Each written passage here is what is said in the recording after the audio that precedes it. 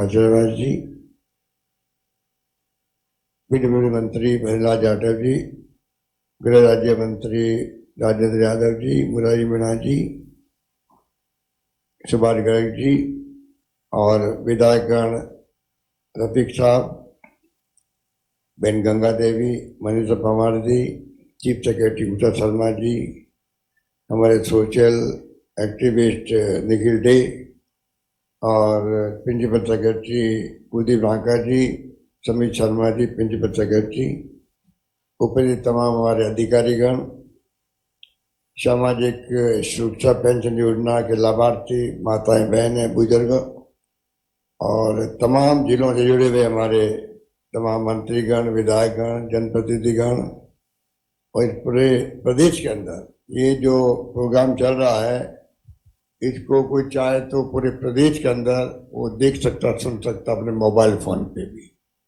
तो पूरे प्रदेशवासियों, मुझे बहुत प्रसन्नता हो रही है कि आज मैं मुख्यमंत्री निवास पर मुझे सौभाग्य मिला है तमाम जो सामाजिक सुरक्षा के हकदार हैं, चाहे बुजुर्ग हैं, महिलाएं, पुरुष, चाहे वो विधवा बहनें हैं या एकल नारी है, और चाहे वो हमारे निःशक्तजन है, दिव्यांग भाई बहन है, उन तमाम लोगों का मैं इस मुख्यमंत्री निवास पर, ये निवास आपका दिया हुआ है, उस पर मैं आपका हार्दिक स्वागत करता हूँ। मुझे बहुत ही खुशी हो रही है कि ये प्रोग्राम जो है, ये जो संयोग से मेरे दोनों पैरों में फ्रैक्चर हो गया एक साथ में, जो कभी होता नहीं है, एक पैर में हो सकता है, एक हाथ में हो सकता है।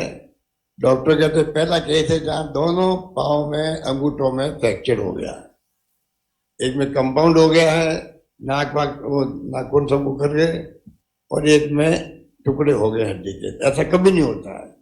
मुझे लगता है कि एक संयोग ऐसा बैठा है, दौरे बहुत चल रहे थे मेरे राजस्थान भर में, तो कुदरत ने मुझे जो है भगवान ने कहा कुछ रेस्ट कर लो, आराम कर लो, इसीलिए लगता है मुझे कि ये भी हुआ है। और अगर ये फ्रैक्चर नहीं होता तो मैं प्रोग्राम घर पे करने के बजाय के लिए हॉल में करता। हॉल में करने के अलग मायने हैं और घर पे करने के अलग मायने हैं। तो मुझे सौभाग्य है कि आज मुझे घर पे आप लोगों के दर्शन करने का और आप लोगों को रूबरू होने का सौभाग्य मिला, इस बात की मुझे खुशी भी है। और मैं इन बातों से घबराने वाला भी नहीं हूँ। मैंने देखा, मैं जो व्हील चेयर पे चल रहा हूँ, तो मेरे कितने भाई बहन जो है जिंदगी भर व्हील चेयर पे चलते हैं, निःशक्तजन, और भी तरह के निःशक्तजन होते हैं, दिव्यांग होते हैं जो चल नहीं पाते हैं, कोई पोलियो हो जाता है, कोई एक पैर कट जाता है, क्या क्या नहीं होता है, उन सबको पेंशन मिलती है, उनमें दृढ़ विश्वास होता है जिंदगी जीने का। तो मुझे अभी 10 दिन तो हो गए हैं, अभी 10-15 दिन और लगेंगे मुझे। तो जितना ज़्यादा मुझे वक्त लग रहा है उतना ज़्यादा मैं दृढ़ हो रहा हूँ मुझे किस प्रकार से सेवा करनी चाहिए, दिव्यांगों की भी, बुजुर्गों की भी और एक नारी की भी। तो मुझे खुशी है कि एक प्रोग्राम ये लिस्ट के प्रोग्राम है, आज करीब 50 लाख लोग एक साथ में। अभी आपके सामने जब डीबीटी होगी तो आप देखेंगे कि हम कहाँ पहुंच गए हैं। जो राजीव गांधी का सपना था कि देश 21वीं सदी में जाए, जहाँ साइंस में, तकनीकी के अंदर हम प्रगति करें। पहले कभी सोचा आपने मोबाइल फोन आएंगे? पहले खाली पुलिस के पास में वायरस होते थे जो बात कर सकता था वो बिना तार के। अब आपके पास मोबाइल फोन है, मोबाइल फोन से क्रांति हो गई, देश दुनिया में बात कर सकते हो आप लोग, जानकारी प्राप्त कर सकते हो उसके अंदर, दुनिया भर की जानकारियां आपके मोबाइल फोन के अंदर है। बच्चे जो है हमारे छोटे बच्चे, वो हमसे ज्यादा होशियार हैं, उनको जो चाहे जानकारी आपको चाहिए किसी नेता के बारे में, 50 साल पहले कोई नेता कौन था वो मोबाइल पे ढूंढ के बता देगा आपको। वो क्रांति है आज देश के अंदर। उसी क्रांति के बदौलत अभी आपको जो पैसा ट्रांसफर होगा, अभी आपके बैंक में अभी पैसा नहीं है उसके अंदर खाते में, जो आज आपको मिलेगा,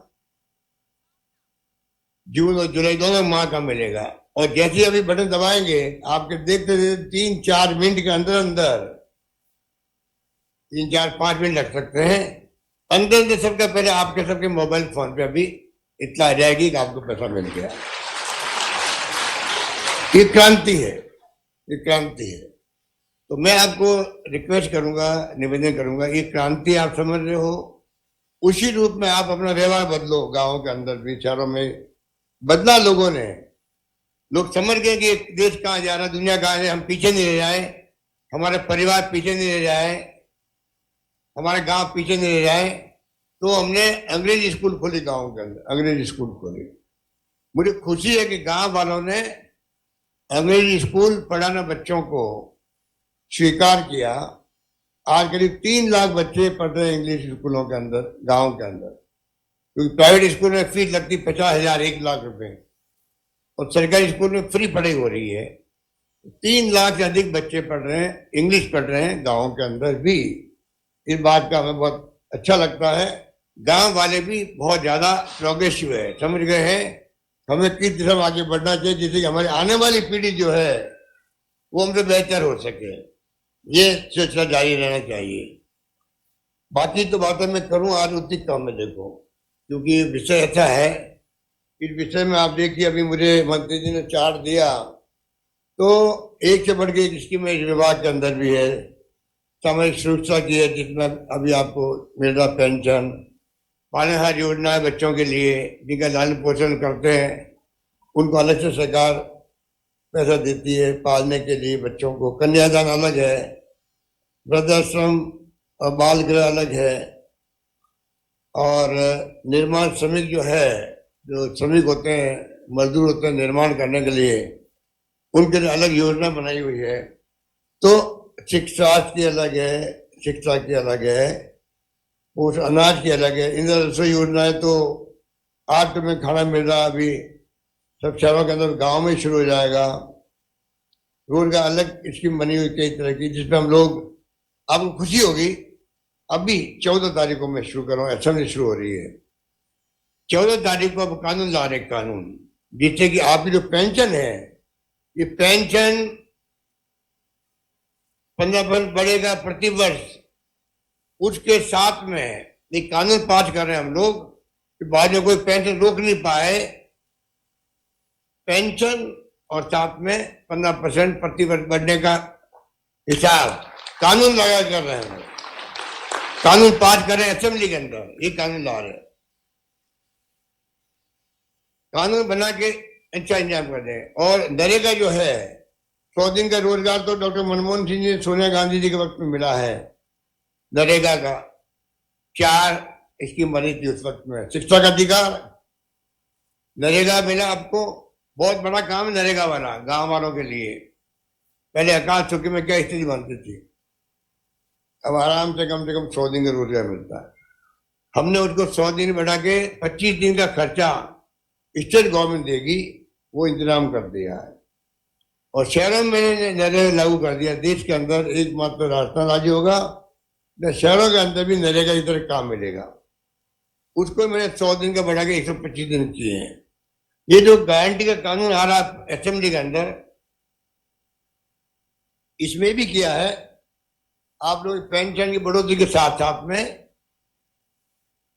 100 की बजाय 125 दिन रोजगार गांव में और 125 दिन रोजगार शहरों गरीबों को मिलेगा, वो भी कानून का हिस्सा हो जाएगा। ये मिनिमम है। बाकी कोई सरकार की स्थिति ऐसी बनती है, हो सकता है आने वाले वक्त में वो पेंशन बढ़ जाए, कोई नहीं कह सकता है। तो कानून बना के कम से कम 1000 रुपए से कोई कम नहीं कर सकता, 15% बढ़ोतरी होगी। ये हमने व्यवस्था करी कानून के अंतर्गत ला रहे हैं। इस प्रकार से कई योजना हमारे पास में है जो हम लोग, अब अन्नपूर्णा फूड पैकेट जो आपने 10 कार्ड देखे होंगे, इसमें महंगे इलाज शिविरों के अंदर 10 में से एक कार्ड था 25 लाख का बीमा। एक तो स्वास्थ्य के लिए ऑपरेशन फ्री, दवाएं फ्री, टेस्ट फीस फ्री है, साथ में अन्नपूर्णा पैकेट भी है उसके अंदर। जिनको राशन पे दुकान सामान मिलता है उनके लिए वो भी रखा है। कि अन्नपूर्णा पैकेज दे हम लोग प्रतिमाह देंगे प्रति परिवार को, उन परिवारों को जो राशन की दुकान से सामग्री ले सकते हैं उन्हें प्रति माह 1 किलो शक्कर, 1 किलो दालें, 1 लीटर आपका तेल, खाने पीने का नमक मसाले सब होंगे उसके अंदर। वो अन्नपूर्णा योजना नाम रखा उसका, वो भी आपको इस महीने के अंदर में 20-25 तारीख से हम कोशिश कर रहे हैं हर जिले में हर राशन की दुकान पे आपको पैकेट मिलने लग जाए फ्री के अंदर, जिससे कि महंगाई के वक्त में आपको राहत मिले, महंगाई के वक्त में राहत मिले।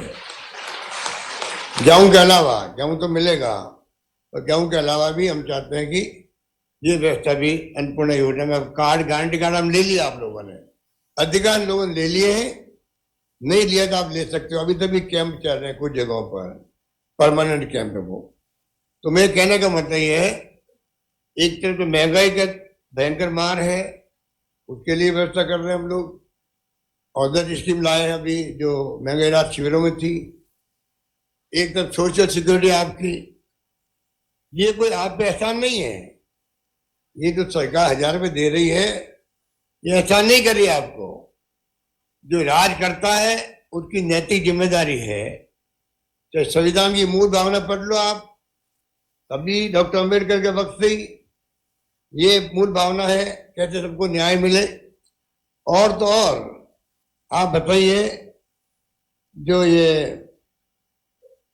अंतर्राष्ट्रीय श्रम संगठन, संयुक्त राष्ट्र संघ का जो संगठन है, इंटरनेशनल लेबर ऑर्गेनाइजेशन, वो भी कहता है सामरिक सुरक्षा का अर्थ सरकार द्वारा अपने नागरिकों को न्यूनतम आय उपलब्ध कराने का आश्वासन प्रदान करती है, जो किसी भी प्रकार की अनिश्चितता से रक्त की रक्षा करती है।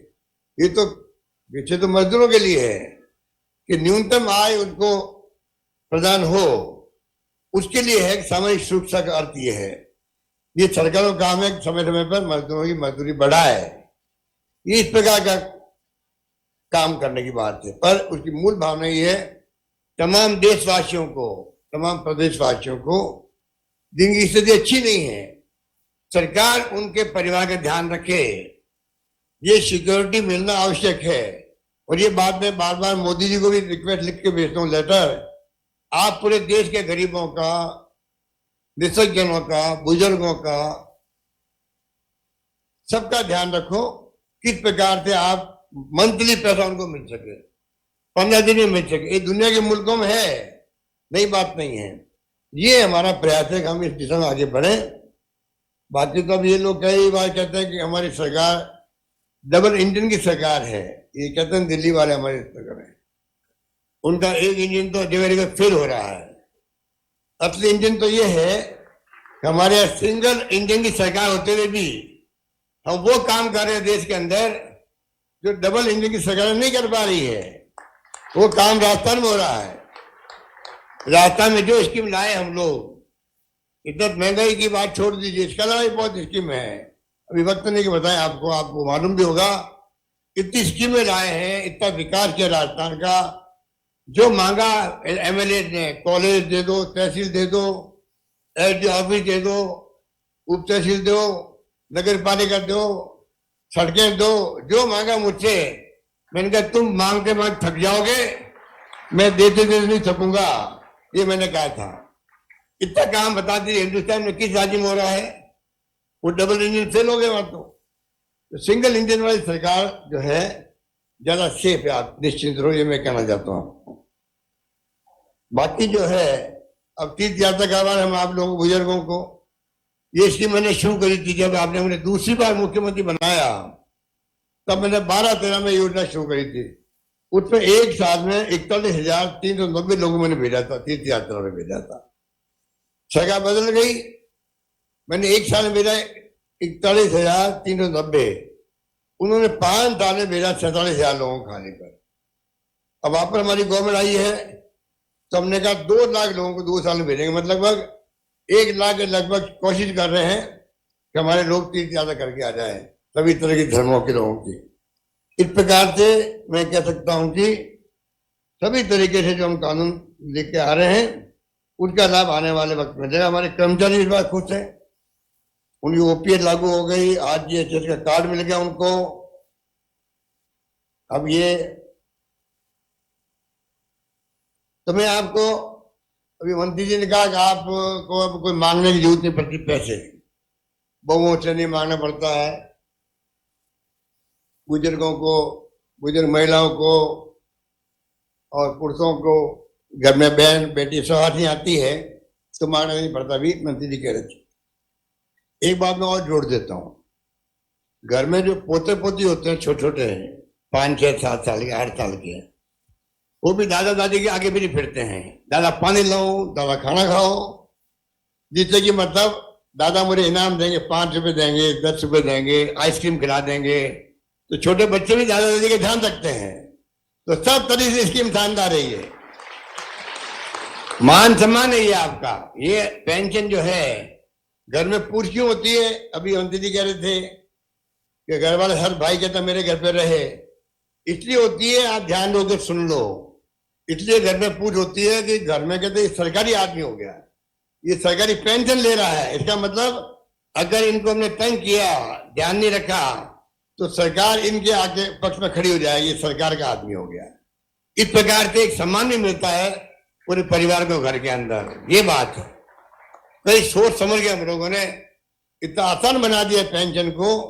इसके कारण लगभग 1 करोड़ लोगों को पेंशन मिलती है, पहले 20 लाख लोगों को मिलती थी।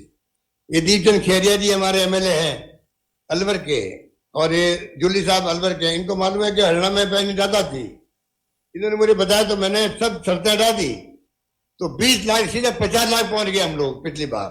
अब 1 करोड़ लोग लगभग हो गए। तो कहने का मतलब ये है कि आज जो हम लोग जो कुछ फैसले कर रहे हैं तो प्रदेशवासियों हित में कर रहे हैं। इसलिए मैंने कहा कि ये जो बातें करते हैं आके बाहर से लोग, हमारे कई नेता लोग, डबल इंजन सिंगल इंजन की परवाह मत करना आप लोग। 5,000 लोगों को जो दिव्यांग है उनको स्कूटी दे रहे हैं हम लोग, जो करीब 60-70 हजार की स्कूटी होती है, वो स्कूटी मिल रही है। 90,000 की होती है, 90,000 की स्कूटी जो दिव्यांग भाई बहन है उनको हम लोग दे रहे हैं। नौकरी में आरक्षण अलग दे रहे हैं, और स्मार्टफोन दे रहे हैं। जो 25 लाख का बीमा जो करवा रहा है उन तमाम परिवारों की महिलाओं को मुखिया बनाया गया है उसका, और 40 लाख महिलाओं को पहले एक साथ दे नहीं पा रहे हम लोग। 1 करोड़ 35 लाख लोगों को मिलेगा, महिलाओं को फीसदी मिलेगा। मैंने बजट में घोषणा करी थी 40 लाख जो विधवाएं हैं परिवारों में, या जो स्कूल जाती है बच्चे हैं, इस प्रकार कैटेगरी में जो निःशक्त बच्चे हैं उनको पहले लिया हम लोगों ने। वो 40 लाख है, 40 लाख महिलाओं बच्चियों को या महिलाओं को उनके घर में 5-7 हजार रुपए का स्मार्टफोन, जो मैंने अभी आपको कहा दुनिया भर में आप जानकारी प्राप्त कर सकते हो, वो फोन हम लोग अभी इस महीने में ही शुरू करने वाले हैं बांटना। ये मैं कहना चाहता हूँ। और 3 साल का इंटरनेट की सेवाएं होती है उसके अंदर, 3 साल की इंटरनेट सेवाएं फ्री मिलेगी उसके अंदर। हमारे बच्चे बहुत खुश होते हैं इससे।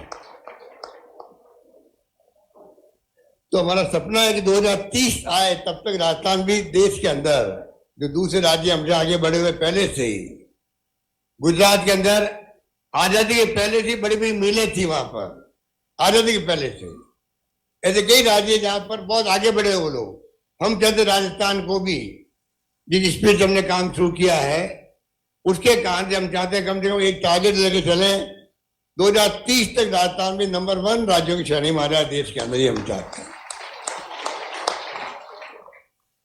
तो बाकी तो 500 में सिलेंडर दे ही रहे हैं, उनका भी अभी 14 लाख बच्चों को, 14 लाख महिलाओं को दिया है 500 रुपये सिलेंडर।